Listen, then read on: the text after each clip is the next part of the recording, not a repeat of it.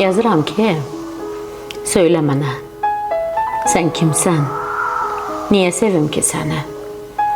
Sən bir heç kimsən adam, yaman yormusan məni. İllərimi almısan, saçıma saldın dəni. Sənə yalvarmayacam, sevəcəyəm özgəni. Belə düşündüm hər an, səslədim qürurumu. Hara etdim, gəlmədi, sarıdı vücudumu. Çoxaldı məndə qəzəb, söylə, nifrət budumu? Sən kimsən deyən kəsin, gör səni unudurmu? Söylə mənə, kimsən ki, sənsiz qala bilmirəm? Kimsən ki, səni silsəm, özüm də silinirəm? Axı mən səni yaman, hər kəsdən çox sevirəm. Qürurum sözə baxmır, deyir, çıxıb gedirəm.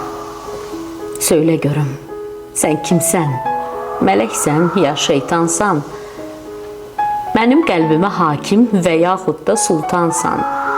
Bu sevgimin önündə bütün eşqlər utansın. Deyim sənə kimsən sən? Sevdiyim tək adamsan. Deyim sənə kimsən sən? Sevdiyim tək adamsan. Tək adam.